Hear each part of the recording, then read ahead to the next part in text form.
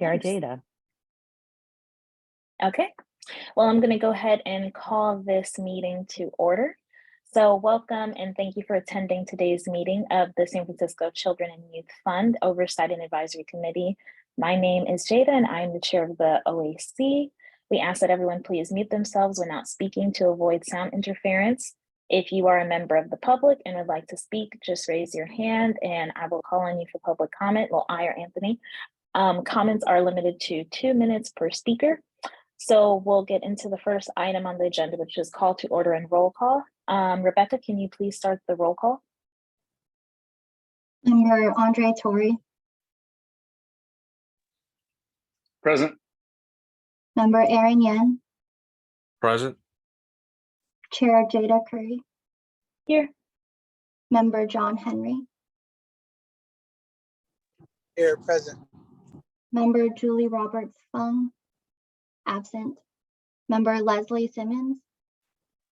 Present. Vice Chair Molly McCool, absent. We have quorum. All right, thank you, Rebecca. So moving on to our second item, general public comment. Anthony, is there any public comment for items not listed on the agenda? There are no speakers in the queue. All right, so with no speakers in the queue, we'll go ahead and close public comment and move on to the next item on the agenda, which is the review and approval of the minutes. Committee members, are there any comments based on September's meeting minutes? All right, seeing no comments, do we have a motion to approve the minutes? I'll make a motion to approve the minutes. All right. Oh, I'm sorry. I believe we have to do a roll call vote. So Rebecca, can you please take a roll call vote? Member Andre Tory. Oh, wait, I'm sorry. Chair Jada, are we doing a roll call vote for which item? I'm sorry.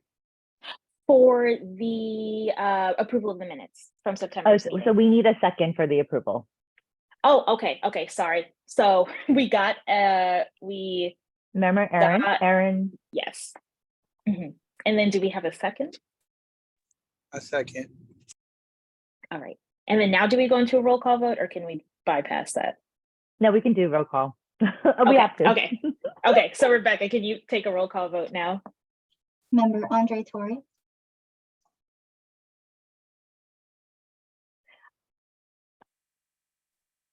I think he's oh. Sorry, are you talking to me? I switched computers. We're just doing can a I- roll call vote for the minutes.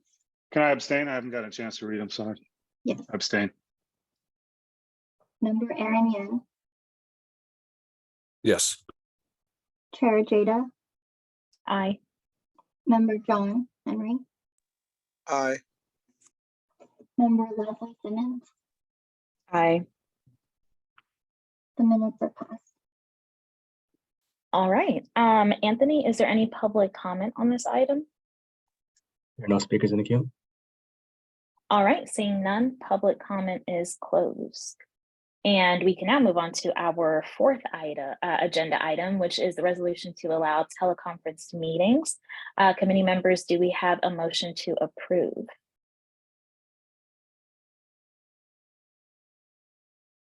Motion to approve. All right, is there a second? Second. All right, Rebecca, can you please take a roll call vote? Member Andre Tory. Aye. Member Aaron Yen. Aye. Chair Jada Curry. Aye. Member John Henry. Aye. Member Leslie Simmons. Aye. The resolution is approved. All right, thank you, Rebecca. Anthony, is there any public comment on this item? There are no speakers in the queue.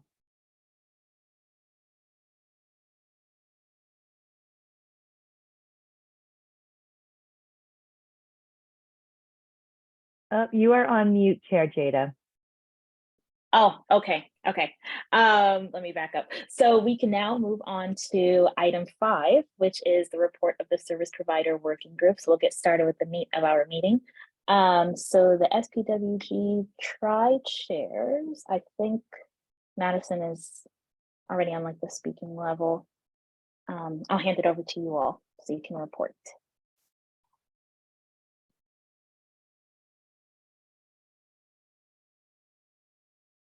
Hi, sorry, I thought we were further down the agenda, so I just took a big bite of food, so apologies.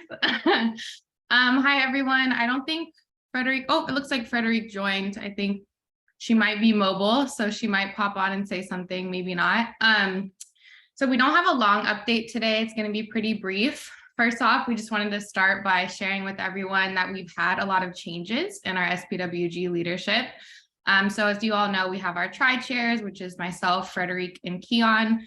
And then we also have a core team, which is made up of about 9 people from different organizations that help kind of facilitate our overall membership meetings. And we've had a lot of transition, so a lot of folks going on to new things. And so Frederic and myself have been carrying a big boatload for the past couple of weeks. So Keon will no longer be joining these meetings, but he is still playing a significant leadership role as we go through this period of transition. So the next couple of months will be spent on kind of building up our infrastructure, trying to institutionalize and really build out a structure. You know, when you have a lot of people that have just been playing their role for a long time and then people shift, it's like, oh, wait a minute, we got to make sure that we've got all of these things in a way that other people can step onto the core leadership team, could potentially join as our tri-chairship. So we're just figuring a lot of that out right now. So more to come. Hopefully in the new year, we'll have things fleshed out. We'll be doing recruitment and trying to get more people on our leadership team. The other things that we wanted to share was, one, just really excited about the amendments made to the behested payments legislation. Our group did a lot of advocacy work, letter writing, and calling of city officials. I want to give a really big shout out to Maria, who I know was at the forefront of this effort. As many of you know, it was a very scary time thinking that DCYF wasn't going to be able to play the role that they've played in the past, just in terms of supporting smaller nonprofits, doing fundraising work that has been instrumental to the Summer Together efforts in particular. So thank you to Director Maria. We're very excited about those changes. And then lastly, we're also very excited about Prop G passing. So that's the Student Success Fund, which I'm sure Maria will speak about in her update, or at some point you all will hear about it. I think the main thing that we're excited about, obviously, is that nonprofits will have access to those funds. I know there's still a lot to be figured out in terms of what that decision-making process is going to be. And it's our understanding that DCYF will play a big leadership role in terms of distributing those funds. And so our request as a group is just that we be involved in kind of figuring out what that process looks like for CBOs to apply. Obviously, working in partnership with school principals will be really important in this work, but wanting to be a part of decision-making processes and input sessions with DCYF leadership to figure that out. And then I know we have a big presentation on the service allocation plan, and that's also something that we're going to be focusing on with over the next couple of months with our membership, is making sure that we have some focus groups. I think we're calling them feedback or listening sessions, some version of that. So we'll be engaging our membership in that process as well. That is our report for today. Frederic, I don't know if you're there, if you want to add anything. Did I miss anything? Nope, you did well. So thank you. And we look forward to working with Amijo and the DCYF team. All right, thank you, Madison and Frederic. The committee, is there any comment from the committee on this report from the Service Provider Working Group?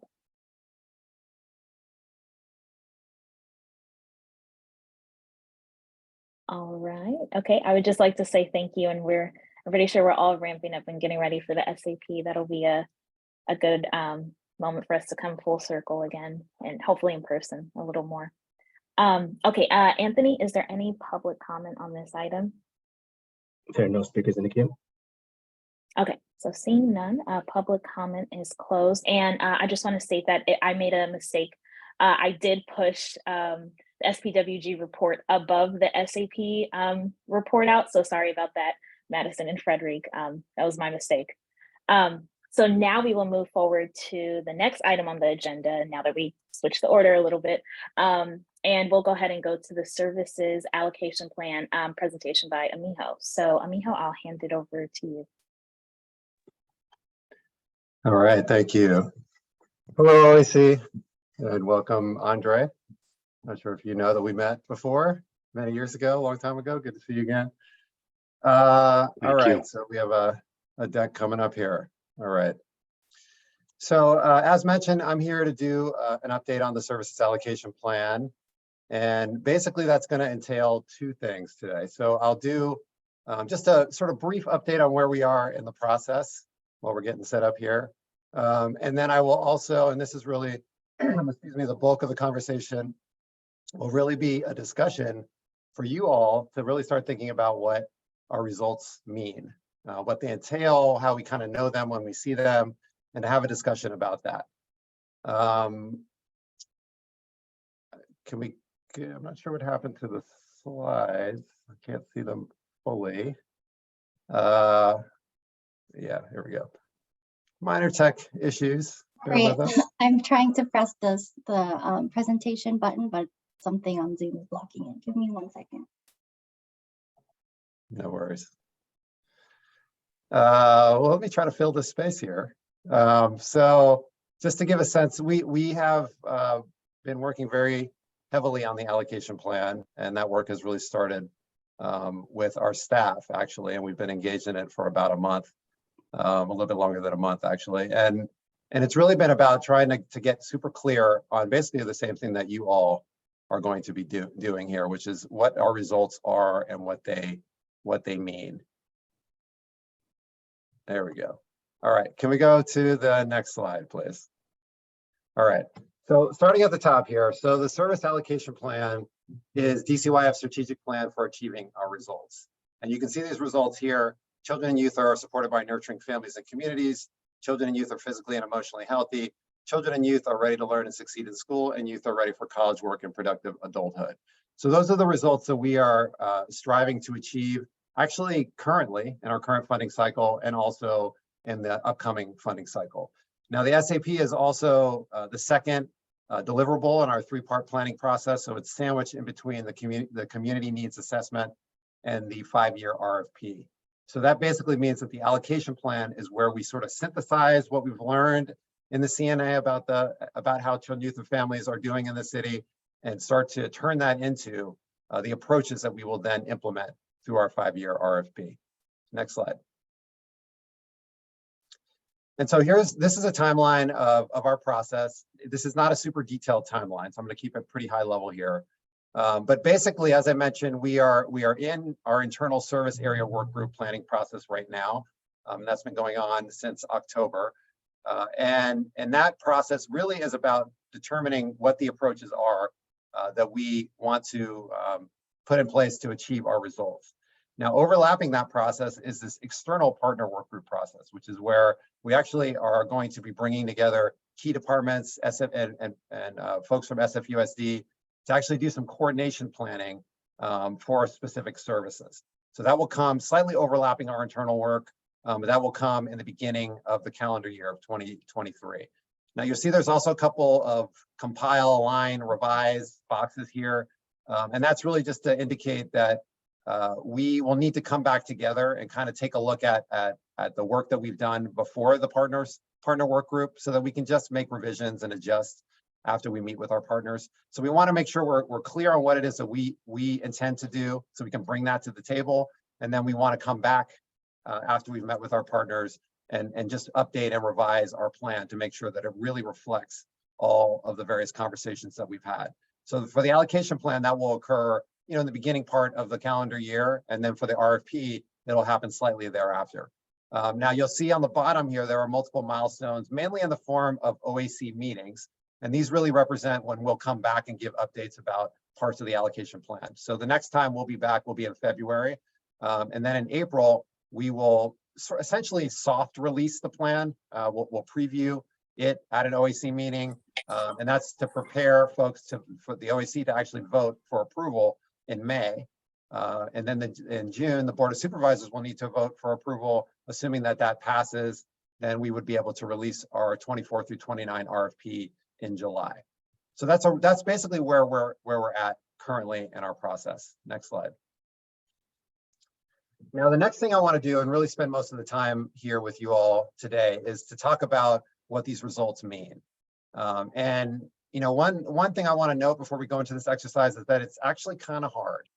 And part of the reason for that is because, as you can see here, these results overlap. They're interconnected, they overlap, and that can make it difficult to really think about like sort of what falls into each bucket. But that's really the exercise that we've done with our staff. And the idea is really to make sure that folks are really clear before we start going in deeper and deeper sort of into the weeds of specific types of services and how we want to implement them, to just be super clear about what it is we're actually trying to achieve. And so that's what we're going to do here with you all. We're going to go through each result and we're going to actually ask you, just a couple of questions for you to think about. And then mainly what we're going to ask you to do is to provide a sense of what you think this result entails. So what services do you think are needed to achieve this result? And how do we know this result when we see it? How do we actually get there? What does it look like when we're there? And so we'll go through that process for each one of the results. Now, one thing that I think can be helpful is this conception. This is a conception we've shared with our staff. And it basically is a way to think about how these results work together or overlap with each other. And so if you look at these first two, children and youth are supported by nurturing families and communities and are physically and emotionally healthy. Those essentially describe conditions. So those are the conditions in families and in communities and within young people that are needed for them to actually be healthy or to be supported. And then these second results, they actually describe readiness. So the way that we look at this is that if children and youth are supported by nurturing families and communities and are physically and emotionally healthy, then it is actually possible for them to be ready to learn and succeed in school and ready for college work and productive adulthood. So that's just one way to kind of think about how these things interact with each other. And I think it can be helpful as you're going through these next set of slides. Next slide, please. All right, so that's what we're going to do now. So I'm gonna give you not a super long amount of time, but maybe about 5 minutes or so to talk through each one of these results. And so the questions are basically for you to think about what folks need in your community, and that's however you want to define that. So the folks you represent, essentially. And when you think about this result, children and youth are supported by nurturing families and communities, what do you think it means, right? What do you think it entails? And when you're thinking about what it entails, the types of services that will help us achieve this result, think about the ones that you think have a primary impact on this result, the ones that are most able to actually influence it, right? And then also think about how we will know this result when we see it. What does it look like when we've actually achieved it? So I'm going to open it up to you all now, just to popcorn out and talk about this result. So basically, what does children and youth are supported by nurturing families and communities mean to you all?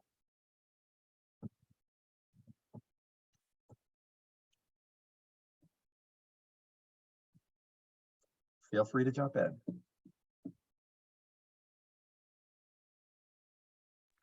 Well, I guess I can jump in. What it looks like to me is mental health support, dealing with some of the food insecurities, opportunities to access resources, fair equity in the community, and that covers, a wide range of support services for transportation, training or mentorship, just access to those services. Great. I'll add to that. I agree with all of those. I want to specifically call out housing as an area of concern. And along those same lines, I also think access to childcare is something that I feel is very impactful for a lot of families, and it's just hard for folks to afford that these days in the Bay.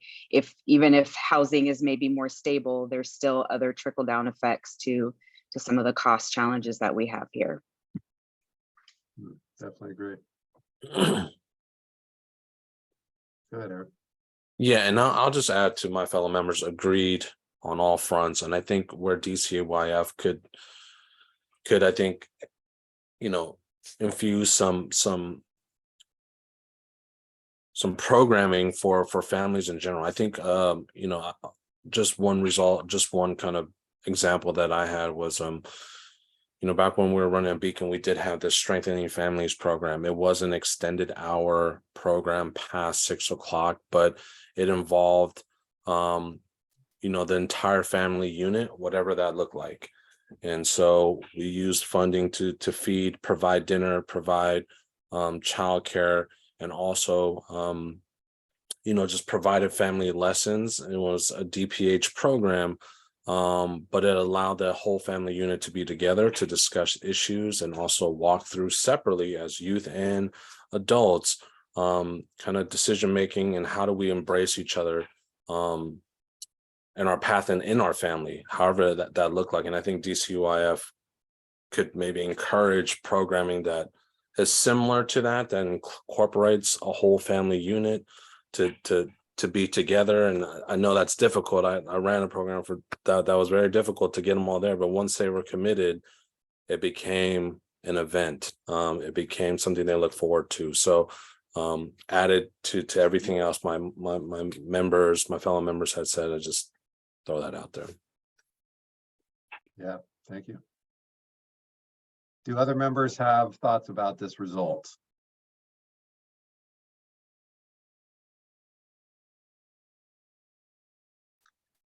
Okay, well, let's move on. So let's, next slide, please.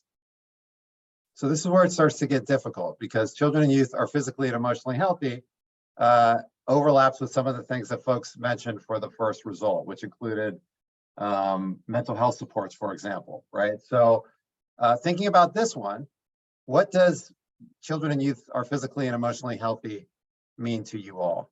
What does it entail? What do you think has a primary impact? What kind of services have a primary impact on this result? I mean, we know mental health supports are clearly needed. I would think that might also fall in this bucket as well. So I'll just put that one out there since that was previously said. But what other services do you think would fall here or you think are important?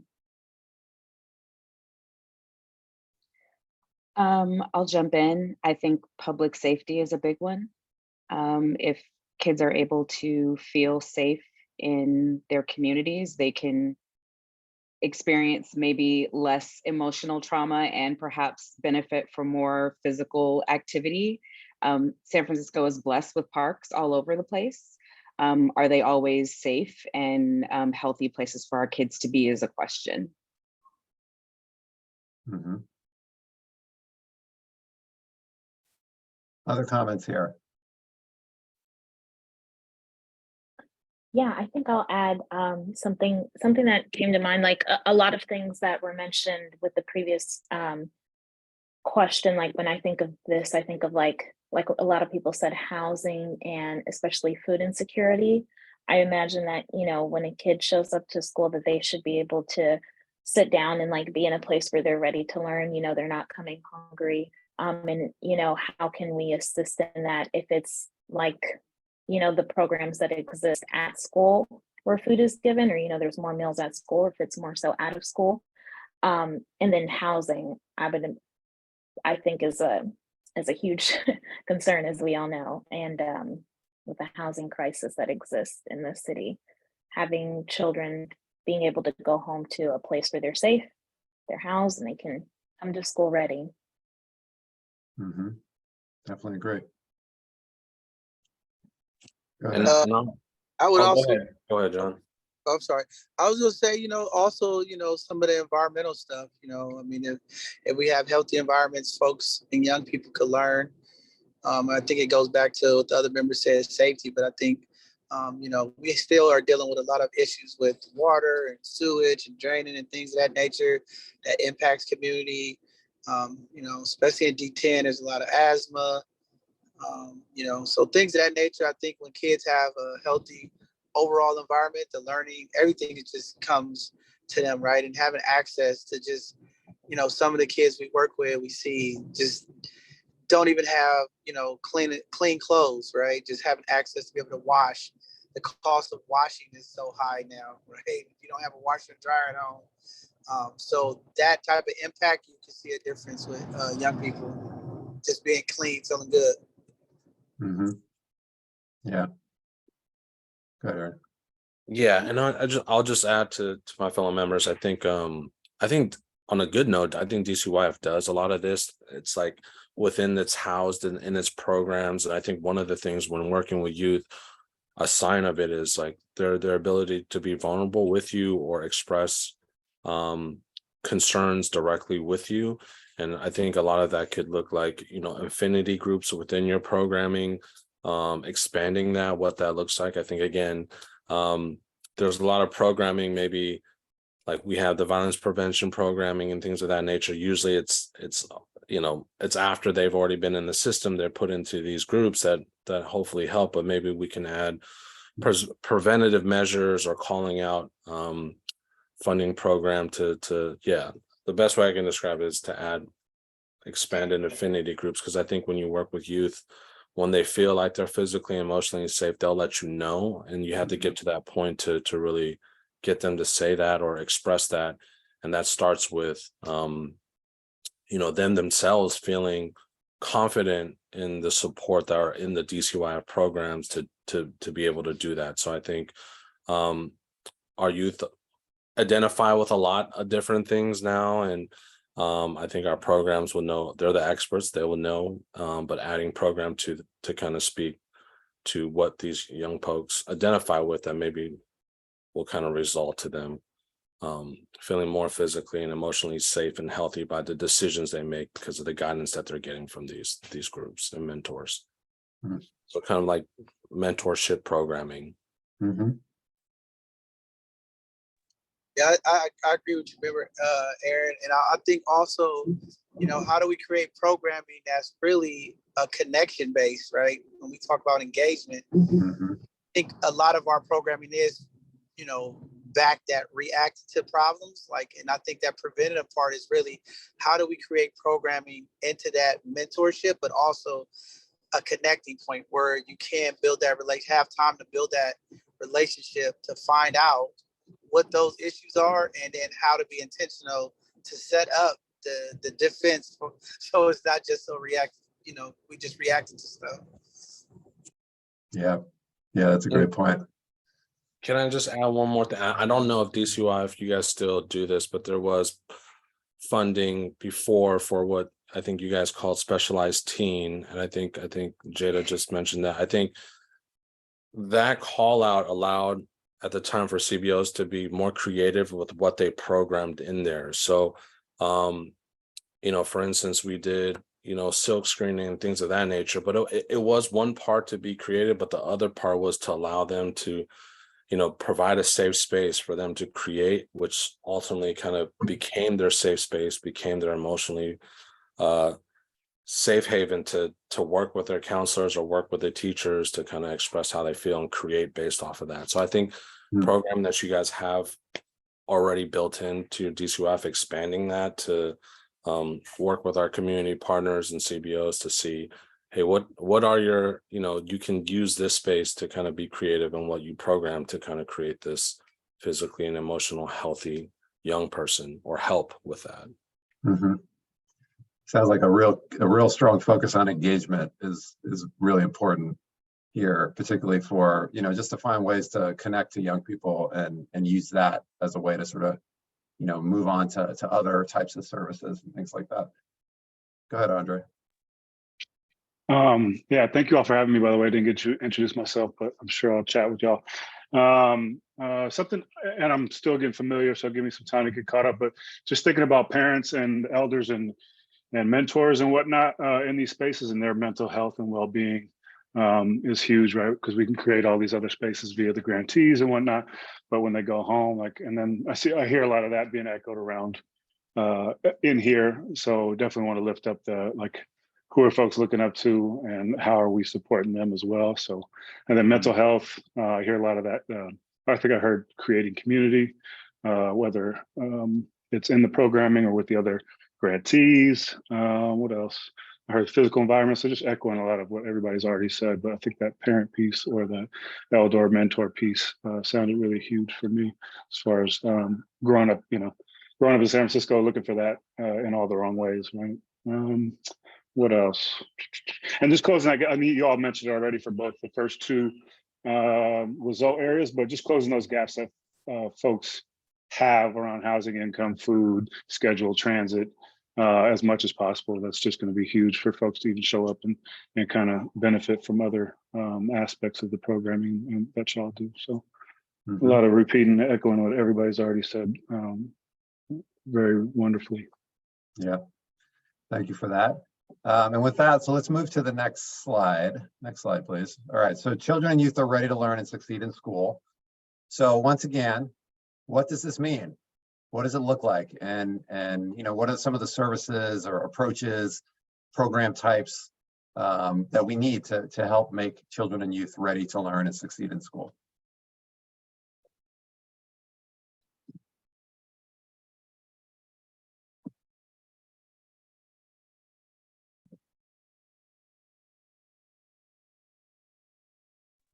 I'll go ahead and share something.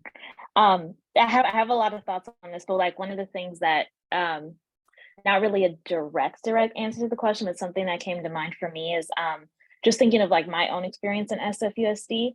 I think it's very valuable for students, like what they can find the resources that they need within school or within like in-house programming offered through the school, because something that I personally like saw, and even some of my peers, like we had to sometimes leave the school to go somewhere else to like get something. And I think that can be very difficult sometimes to navigate. So I feel like when programs are housed like in the school and there it's more accessible, that's like probably a way better chance that youth are going to be able to like push forward straight through. Definitely, that's a great point. Go ahead, Member Leslie. I agree with what Jada just said. I think so much of our previous comments sort of feed into this. However, I think it's really important that our schools are also equipped to support children as they're coming in, which I know is obviously a very big challenge. But I think that based on my experience as a parent of a child in SFUSD, I'm seeing some even baseline areas that could use some bolstering just to provide kids more support in schools, whether that's support for educators or for you know, some of the student-centered services that Jada just mentioned. Right. Go ahead, Julie. I think echoing some of Jada and other folks' comments around supporting students to be successful, sort of meeting other needs. So as students get to school, they feel safe and ready to learn are important. But a couple of things to add to that are the data on ethnic studies and culturally responsive education that show that those are really important elements towards success. Especially for students that traditionally haven't been served by public schools. So there's some good efforts being made towards that in SFUSD that aren't always being invested in. And I think the other element is ensuring that diverse student and family voices are heard, because if we have that feedback mechanism and that voice, then we can ensure that we're nimbly meeting the needs of student and families. And I'm concerned at the ways that I'm seeing that being peeled back currently. And so I think it would be helpful to have a baseline and measure, the places and ways that diverse families and diverse students' voices are being heard and are being valued in decision-making. And then the last piece is always funding. Our rich city doesn't invest in youth and families in public schools at the level that I'd like to see them do that. Thank you. Go ahead, Aaron. Yeah, just agreeing with my fellow members, and also just want to add to it. I think just from my observation and my time and my experiences, I think one thing DCYF has done very well, intentionally and sometimes unintentionally, is to fulfill kind of the gaps where the school has not provided that immediate programming for that. And I think more connectivity. I think a lot of the grantees do work directly in the school district schools And I think one of the things that I've noticed before is some schools are better than others in terms of connectivity to the extended day programming. But just having that connectivity, DCYF working with the school district, and I'm sure you guys do at so many levels, but providing that kind of unified approach in terms of like trying to provide as much to our young folks as possible throughout the day, whether it be after school or before school or during school. I think that's where DCYF comes in really strong, is looking at those gap areas of this question itself. Are you ready to learn and succeed? What are those gaps, and how can DCYF programming fulfill some of that? You guys are, but just thinking through in this new wave, especially with kids coming off the pandemic and just kind of getting back, and there's been this whole 2-year gap. I know DCYF can make a huge impact in terms of how they're ready to learn and succeed as things have changed and shifted. So Yeah, definitely agree with that. A lot of resources, better coordination, connections, always important. All right, so let's move on to the next slide. And this is the last one. So same exercise. Youth are ready for college, work, and productive adulthood. What does this mean? What does this entail? What kind of services do young folks in TAY need to achieve this result?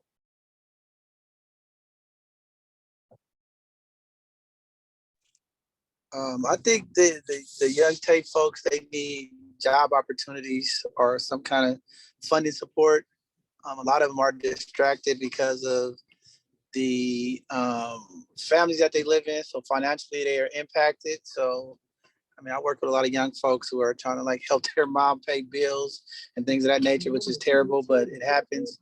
The other thing too, I was thinking about being intentional with the grantees. A lot of these smaller organizations that doesn't have all of the capacities the largest organizations have, a lot of times have great impact, right? And how do we think about how do we fund and support those smaller entities that can have that has great connection with our young TAY population? There's a number of folks that come across my mind, and it's hard. So how do we streamline the process, right? How do we still make people be accountable and still have to show up, but they're not overwhelmed by the pressures of all of the stuff that are sometimes asked in a grant, and some of those folks are really having great impact and know how to connect with the community and our young people. And sometimes it's not a written program or a program that's already been written or ran, right? But how do we find the people that actually do the work and the young people connect to and say, hey, this is what we need, right? Especially when we think about the overall credible messengers. Like a lot of the at-risk youth that really need that support, some of these larger organizations don't have the people that's going to give them that, right? But there's people in the community that will have that access, right? How do we support them? How do we get them more involved, and how do we help build them, because they also have great impact. So that's just something that I wanted to put out there, and to keep the young TAY folks engaged, because I always hear a lot of the young people that's in that age range, it's like struggling. They don't have the skill set to get a job, but a lot of the programming is so short, and they're struggling financially, right? So I think that's just something we should definitely look into. Yeah, definitely agree with that. Credible messengers, very important. Leslie, go ahead. I absolutely agree with that. I also just wanted to add, I think offering exposure to opportunities and information is really critical for young people so that they can find out what they're interested in on their own.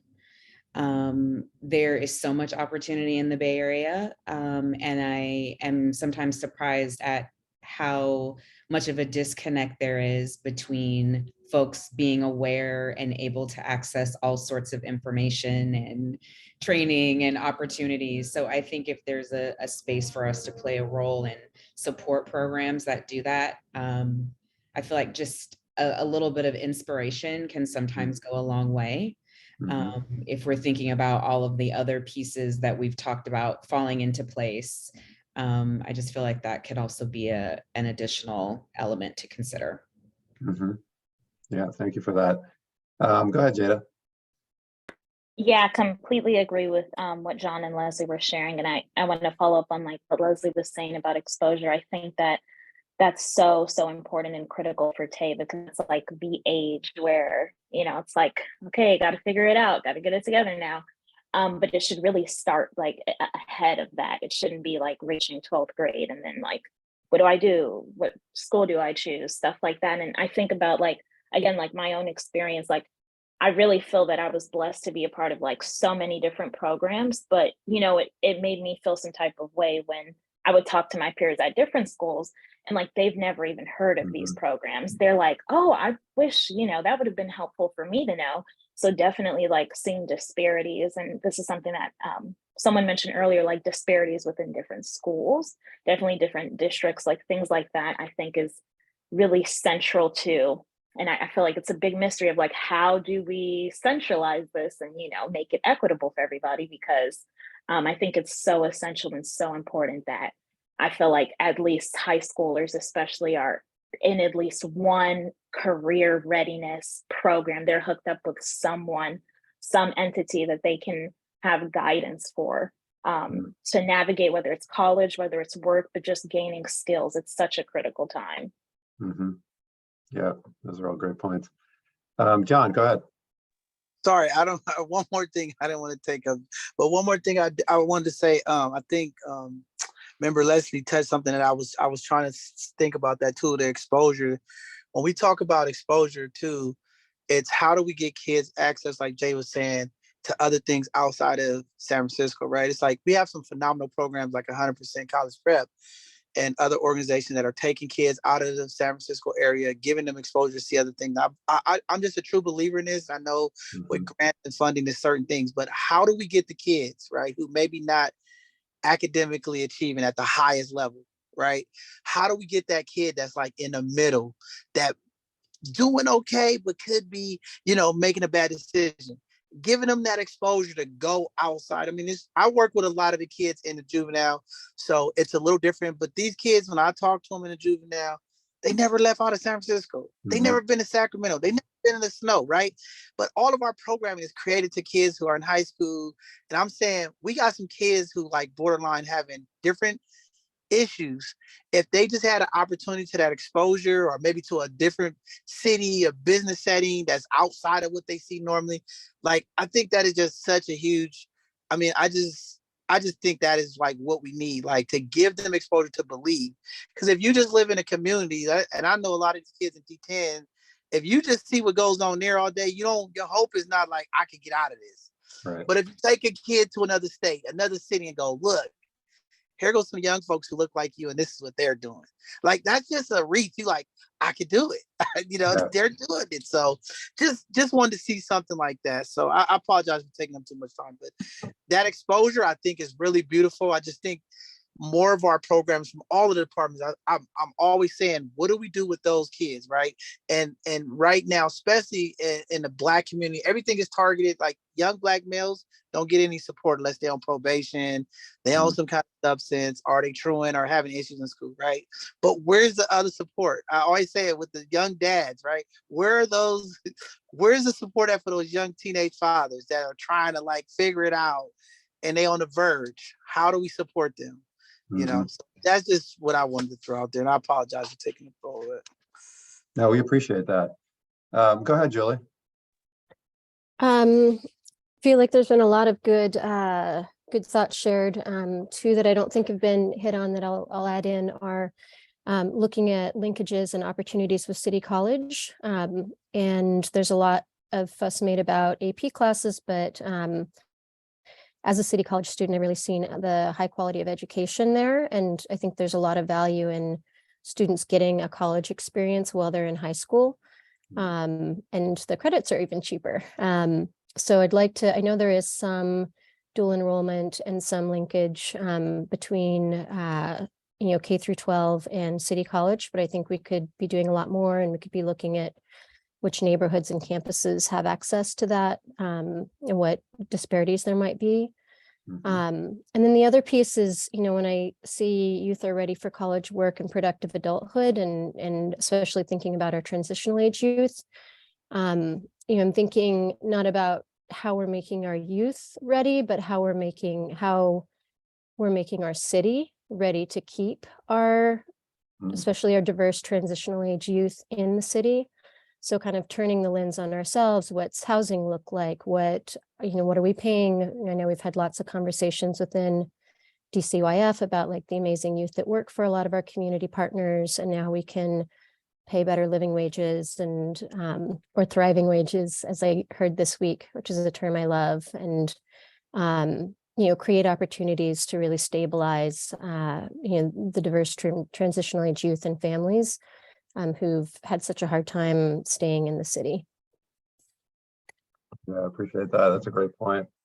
I think a lot of this stuff is really geared towards trying to make sure that the city is ready for children, youth, and families of all ages, but especially for Tay, because that's right when, life essentially forces folks to move away a lot of the times.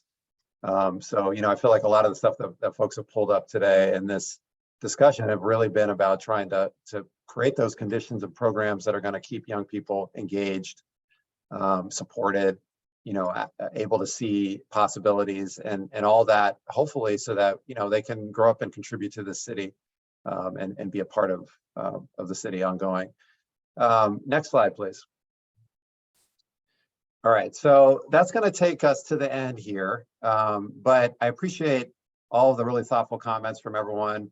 And also just wanted to say that like this is the same exercise that we went through with our staff, and it is challenging because DCYF handles a very broad breadth of programming.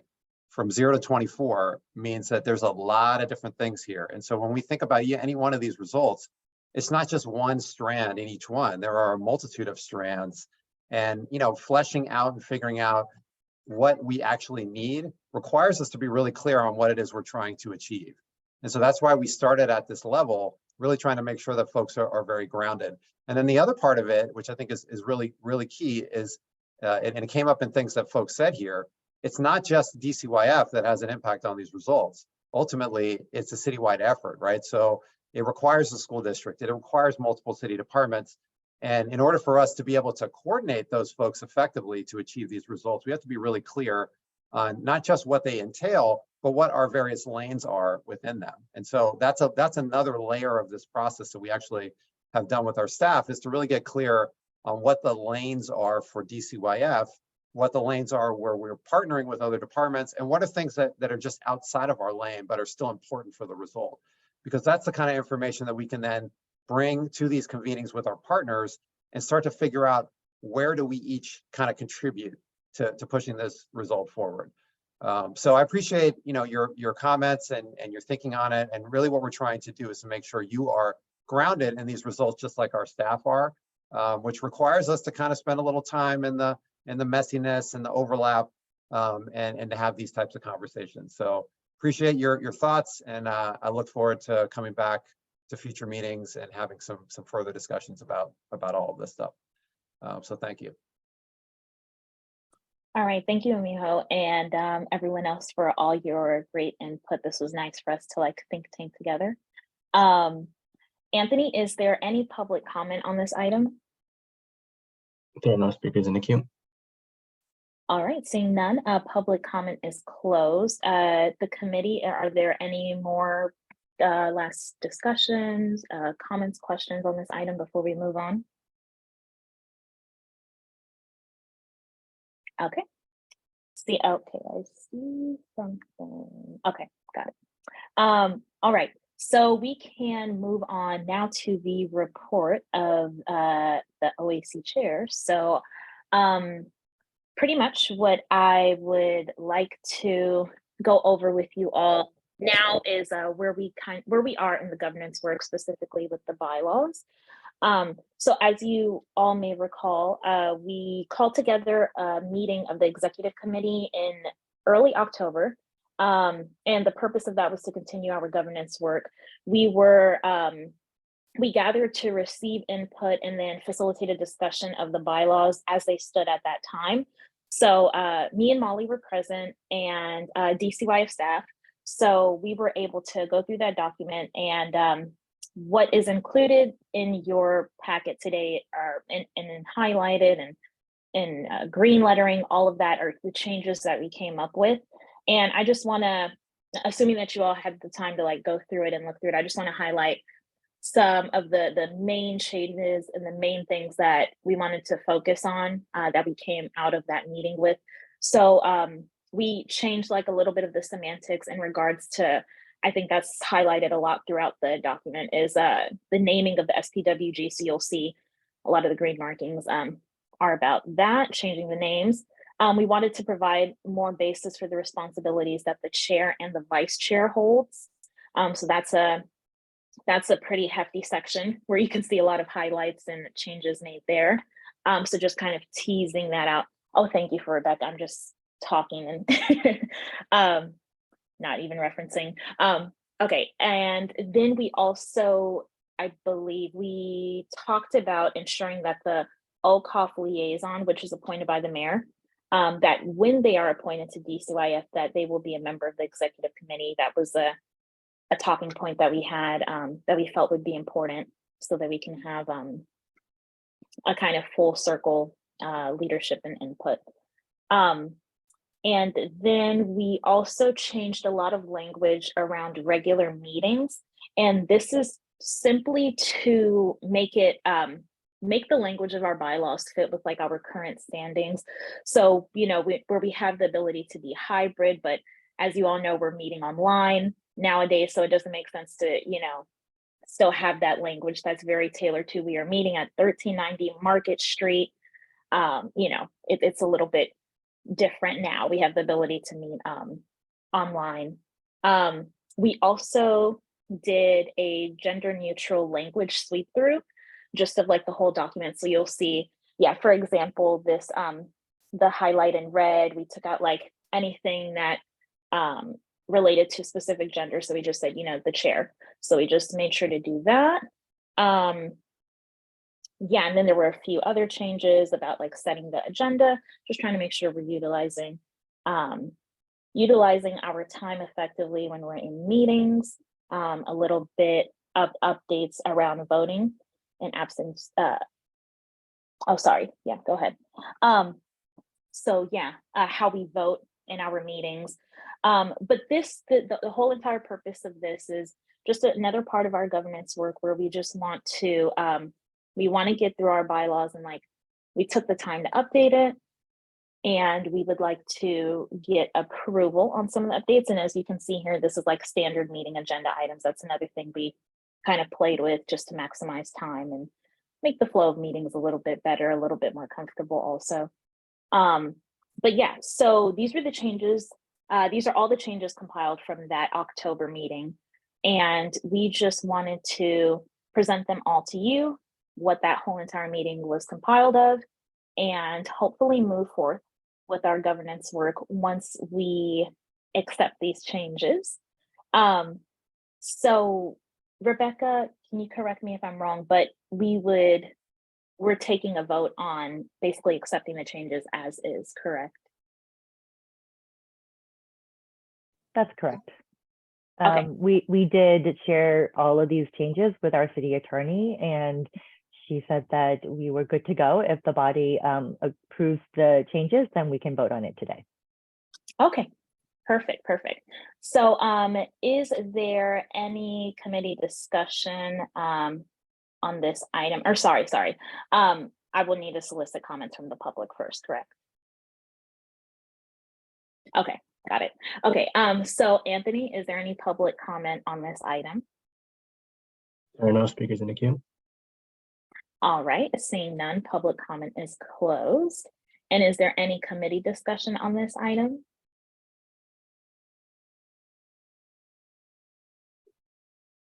All right, okay. So can I have a motion to approve? I'm sorry, Chair Jada. Oh, sorry. I virtually raised my hand. Sorry, go ahead. First of all, I want to appreciate the work into this. It looks like you're largely streamlining some of the language and bringing it up to speed. I appreciate that a youth member will always be on the executive committee. I think that's really crucial. And I appreciate that the remote, that we're shifting away from this kind of gray area we've been in where we're supposedly having remote meetings because of the pandemic, but then maybe, it just takes us out of a gray zone and makes it clear that, virtual option is a part of our meetings. There's a couple of changes that I wanted to suggest. One around that is making it more clear that we'll always maintain a virtual option. So I think the language says may meet virtually or in person. And I'm wondering if we can add, or I'd like to propose a amended language that say, and will include a remote option. There's a couple more things. Do you want me to run through all the pieces or have them separate? Yeah, you can run through them, and then even what would be helpful is if you can send them also, if you have it written down or something, you can just In the chat, me. okay. Yeah, or in the chat. Sounds good. That's on page 4. On page 5, I wanted to ask that we maintain 5 days. So it looks like the decisions around the agenda are being centralized more in the chair and the executive committee. That all looks fine, given that any OAC member can also place something, request that something be put on the agenda, and it would be put on the agenda. Right now it shifts from 5 days to 7 days. But I know that a lot of things, become time sensitive, like as the city's discussing the possibility of eliminating remote options, one thought I had was, would the OAC want to take a position on that? But a lot of times those things don't come up in a timely way for a meeting. So I wanted to ask that we maintain on page 5, 5 days instead of 7. And then on page 6, this is the last one. I'm curious, does it eliminate the action item element on our agenda? I would be concerned about that because I think generally we don't take advantage of opportunities for action for the OAC as much as we could. And so I would want to maintain that as one of the standard items on the agenda. Is that? Sorry, can you repeat that again? Yeah, so on page 6, I might be reading it wrong, but it looks like in the standard agenda, we're eliminating the section that says action items. And then it's a little confusing because below it says review action items, which I kind of read as the way that Molly's been sort of rephrasing, what's been captured and what things need to have action taken on. So I appreciate the way there's that kind of reflection back on, what are our next steps. But it looks like here in item 6 that we're eliminating action items as one of the standard meeting agenda items. And I would like to ask that that be maintained. Okay, yeah. The I think how for example, like Molly was doing it is kind of just the active listening and taking notes down, and then that's where we go to the review of action items, and she says out those action items, and then we discuss it. But if it feels more comfortable for everyone to have a designated action item, I don't see why that would be a bad idea.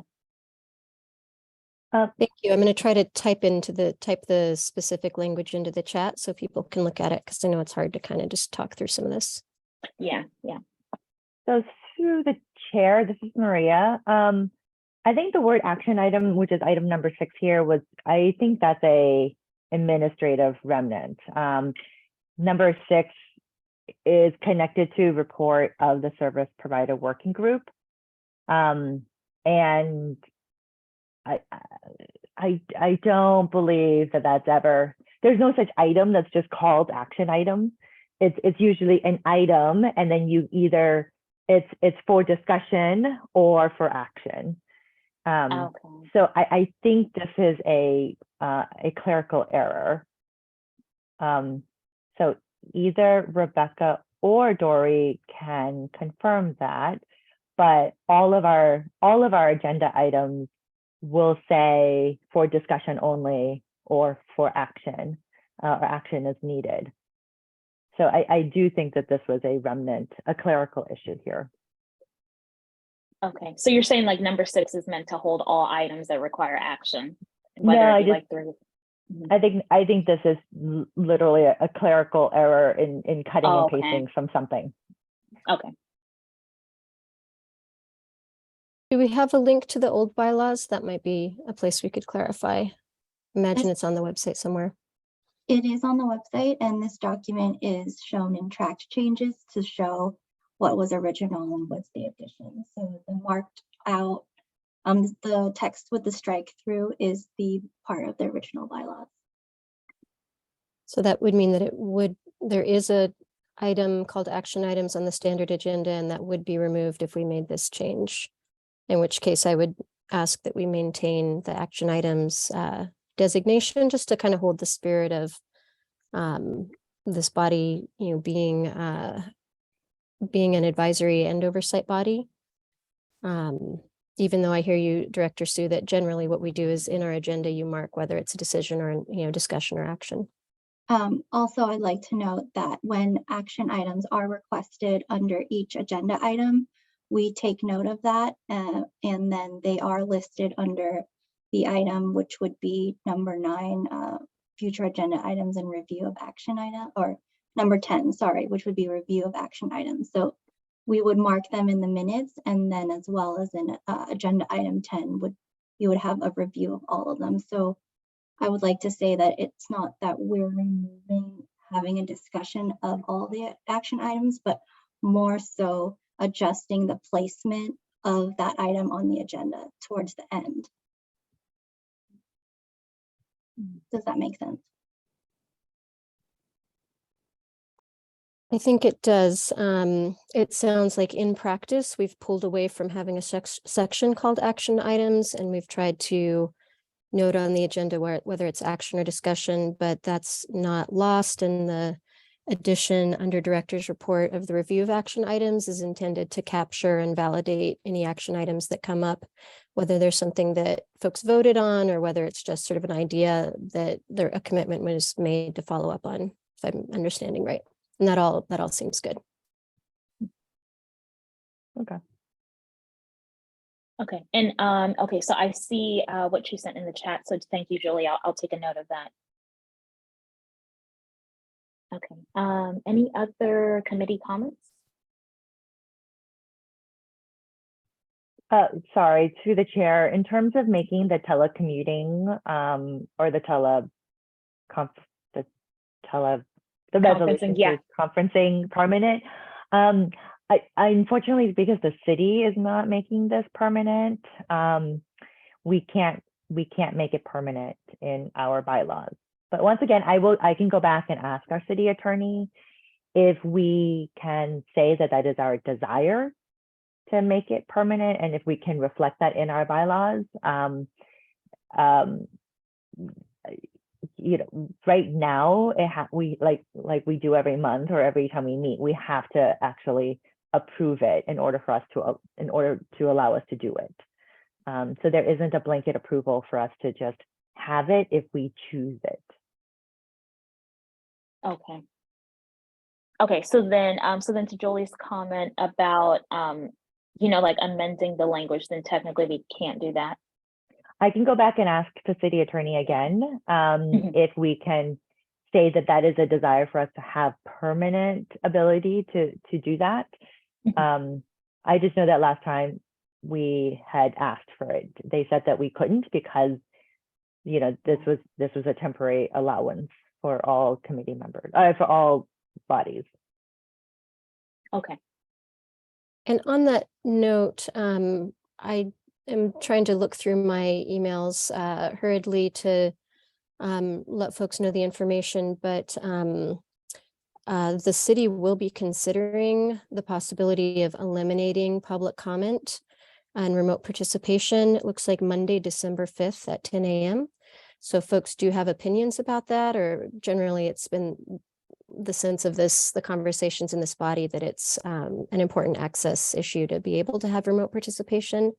So that would be a place that individuals might want to have their opinions on this heard. Oh, nice. Thank you. Thank you for sharing that. Okay. Are there any other comments? on the bylaws before we move on?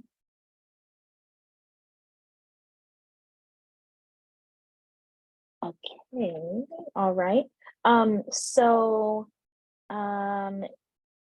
With technically one pending change with the page 5 to maintain 5 rather than 7 days, if that is a simple kind of like small change, can we still vote to approve the bylaws as they stand, or will we have to make that change and then come back and receive approval in our next meeting, which will be January, I believe? Well, it sounds like there's the posing the question to the city attorney if we can add the language that our desire is to have permanent remote option. And if that is the desire of this body, then we can't vote on it today, because I would have to go back, talk to the city attorney again, and then come back. So if we don't vote on it today, then we can bring it back to the body in January for a vote. I'm wondering if I can suggest language in the interest of trying to move things forward, and Director Sue, you can tell me if this doesn't make sense, but in the chat I typed in, I'm wondering if I think we would have to make a vote on any amendments and hear what other members of the board think about it. But the language that I was going to suggest is may meet virtually or in person and will include a remote option if allowed by law. I don't know if that simplifies things and allows us to move forward today. I think that question is maybe to Director Sue through the chair. I think that is open enough.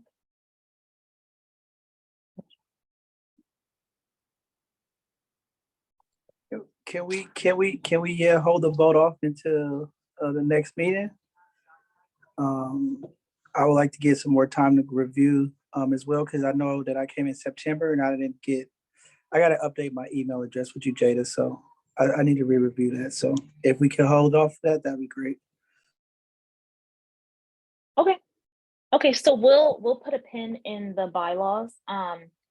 And while the executive committee will still be moving forth with the governance work, we'll put a pin in this until the January meeting to get approval, but we will still keep moving forward just in the interest of keeping up with the goals of the governance work, if that's all right. So in January, we'll come back to this with hopefully updates on changes. Okay, so with that, we can move on to the report of the DCYF director. So Maria, I will hand it over to you for your report. Thank you, Chair Jada. And before I start, I just want to thank and welcome all of our new OAC members.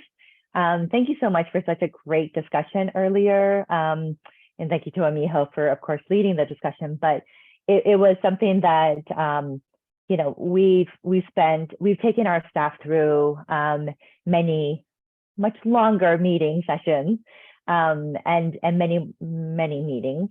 And as you can hopefully appreciate the complexity of the work that we are trying to grapple with, and trying to be as thoughtful as possible in terms of coming up with a strategy, coming up with a plan that will truly meet the needs of our children, youth and families, and all the nuances of what it means to live and grow up and be thriving young people in San Francisco. And so that is the end goal, is to make sure that our children, youth and families, as well as the people who support them, are going to be able to do that work and to join us in supporting and working together. So, I definitely hope that when we call on you to provide more feedback, please answer our call. Your expertise and your knowledge of the population that you serve are so important to us, and we want to make sure that we gather all of that knowledge as much as possible so that we can create a report that eventually turns into the request for proposal that is meaningful and that will really move the needle for our children, youth, and families in San Francisco. So thank you so much for participating in a very great conversation. I actually have only two major things to share with you. One of our members brought it up earlier that our election just happened in San Francisco and nationally. But in San Francisco, the one thing that really, really impacts DCYF and our school district partners is the passage of the Student Success Fund. And what this is Prop G. So thank you to everyone who voted. And what this is a reallocation of funding that San Francisco receives. So it's part of the education. I always get this wrong. I'm going to have to, sorry, I can pull up my cheat sheets. It is the reallocation. Oh goodness, I'm sorry. It's called ERAF dollars. But these are funding that, yeah, I know it's the worst acronym. All I remember is that it's education and allocation funds. But it's a special fund that the city actually sends to the state, and then we to support education, and then we overfund it because of the way the formulas work, and then the state sends it back to the city. So the proposal in this measure was to take up to $60 million of these funds and reallocate them to support school-based programming and school-based services. And DCYF is named as the agency that will manage these dollars. We will, of course, work very closely with the school district.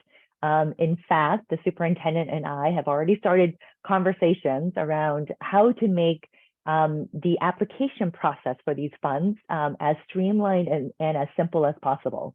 As you can imagine, schools and school communities are quite stressed, and there are limited staff as is. So we want to make sure that however schools, quote unquote, apply for this, we want to make it as easy as possible for them too. I will say that the dollars are not just set aside for nonprofit agencies. So I know that a lot of our CBOs are very interested in these dollars, but it's not just for CBOs. It is truly for the school community, which includes CBOs. And so we are, once again, having conversations with our schools, superintendent for now. And as we move forward in implementation of these dollars, we will then, of course, have larger conversations with the school community. There is a slow ramp up to the full $60 million allocation of these funds. The first year, it's $11 million. The following year, $35 million, and then $45 million. And then finally, we get to the $60 million. We haven't finalized what the plan is for the allocation of each of these allotments, but we do know that in order to get ourselves ready to receive the funds and to implement the funds, we need to have a community that is ready to actually do that as well. So the first year is going to be a very intensive technical assistance and capacity building year, and perhaps building of infrastructure so that we can help schools and the school community be ready for receiving these funds. But stay tuned. It's really exciting, and I will definitely have more to share as the months go on. The second thing I want to share with you is our calendar. Yay! As you all know, we are near the end of our calendar year, and we want to share, thanks Rebecca, share with you the plans for our 2023 OAC meeting calendar. Usually the calendar, our meeting schedule is based on a few very specific needs that DCYF has. Our most important and specific need is for us to have public budget hearings. And for our new members, usually, well, not usually, every year the mayor issues her budget instructions to all department heads in December. And so usually when I get the budget instructions, internally we spend a few days going through it. And then in January, this body convenes a public conversation that is very focused on the budget instructions. In the past several years, the budget actually has been quite good to DCYF. I'm quite worried for what 2023 and 24 will hold for us and for the city. So in January, we will have our big budget meeting. In February, we'll also have our budget meeting. And as you heard from Miho, hopefully in February, we'll also be able to share with you more details to the allocation plan. We will recess in March. We will reconvene in April, and then in May, April and May. In May, primarily because we need your approval for our allocation plan. We hope to send your approved allocation plan to the Board of Supervisors, particularly to the Youth and Young Adult and Families Subcommittee of the Board of Supervisors in June. And then the board hopefully will vote and approve it in July. And then, in August, we usually have our end of summer preparation for school year kind of meeting. And then it brings us back to November here. So be prepared to work really hard with us for the next couple of months, because it's going to be a lot. We're going to be asking you for a lot of your time to help us think through the budget, but then also really help us be thoughtful around the SAP, our allocation plan. With that, I'm super excited that we're nearing the end of the allocation plan, and that we're going to move into the request for proposal, which of course is the exciting, but also of course the very hectic time for us at DCYF. But it's all wonderful and it's really good, and it's part of the cycle of the DCYF life cycle. With that concludes my my report. Does anyone have any questions?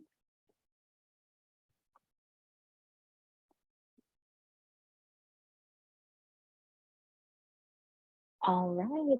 If there is no committee comments on Maria's report, which thank you, Maria. We have a lot that we're looking forward to for 2023. So really excited to get there, and we can actually put in a lot of work for the SAP and the RFP. Mm-hmm. Is there any public comment on this item, Anthony? No speakers in the queue. All right, so seeing none, public comment is closed. And in that case, we are approaching our last agenda item, which is action items and adjournment. So the action items that we have currently on the list is we put a pin in our bylaws work with the preface that we are still continuing in the executive committee the governance work. We're still moving forward, but we're going to come back to this in January. Are there any other action items that anyone would like to add before we formally adjourn? No? Okay. I just want to say that this is stellar time. It's 4:20. So I hope you all enjoy this extra 40 minutes.